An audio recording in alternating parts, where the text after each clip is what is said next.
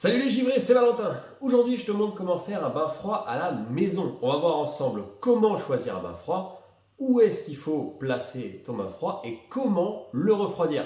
C'est parti!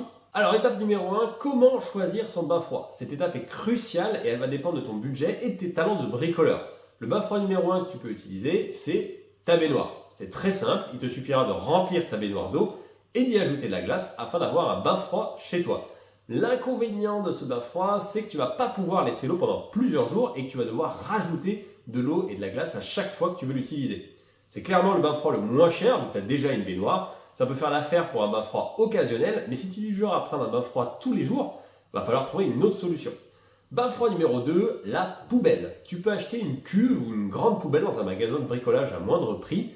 Idem, tu auras juste à la remplir avec de l'eau et des glaçons.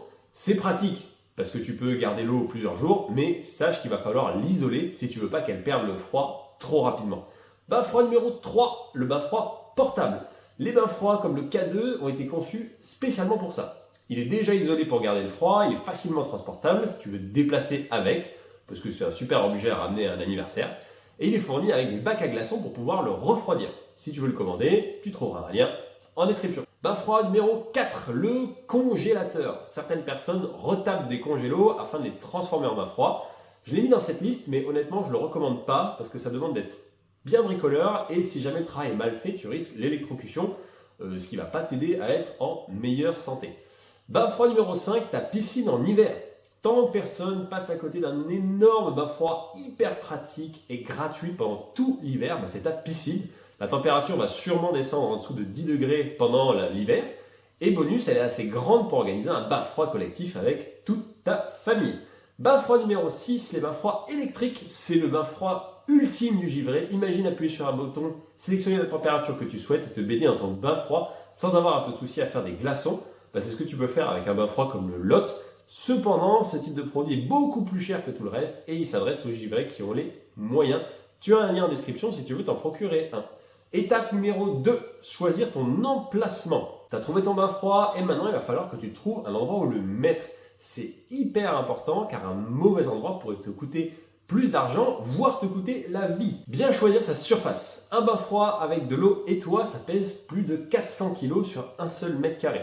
Il va donc falloir que tu sois sûr que tu puisses placer ton bain froid sur cette surface sans risquer de tout casser. Tu peux oublier les bains froids dans ton appart ou sur un balcon, c'est pas fait pour ça.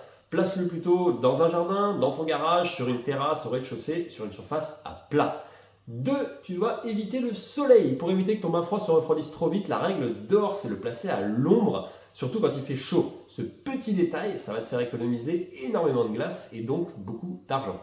3. Prévois un accès à l'eau. Tu décides de placer ton bain froid au fond du jardin et lorsque tu commences à le remplir, tu te rends compte que les tuyaux ne vont pas jusque là-bas. Tu commences à tout remplir à la main avec des seaux d'eau et si tu fais ça, c'est le meilleur moyen d'abandonner les bains froids rapidement car crois-moi, tu auras rapidement la flemme de changer l'eau de ce bain. Pour éviter ça, surtout d'avoir un point d'eau et une évacuation à proximité pour changer l'eau facilement lorsque ça sera nécessaire. 3e étape, refroidir son bain froid. On a trouvé notre bain, on l'a placé au bon endroit, mais combien faut-il de glaçons pour le refroidir? Tout d'abord, sache que seul pendant 6 mois de l'année, tu n'auras même pas besoin de glaçons. Il fait assez froid pour que l'eau du bain reste glacée en hiver. Mais si tu veux continuer à prendre des bains le reste de l'année, il va te falloir des glaçons, beaucoup de glaçons. Pour faire simple, pour refroidir un bain froid K2, il faut 7 kg de glace pour baisser l'eau de 1 degré. Donc si l'eau est à 25 degrés en plein été et que tu veux la baisser à 5 degrés, il va te falloir 140 kg de glace. Et ça fait beaucoup, c'est pour cette raison que les givrés hibernent pendant les saisons chaudes et attendent avec impatience le retour sacré du froid. Si tu as aimé cette vidéo, abonne-toi pour ne pas rater les prochaines et je te dis à bientôt mon givré.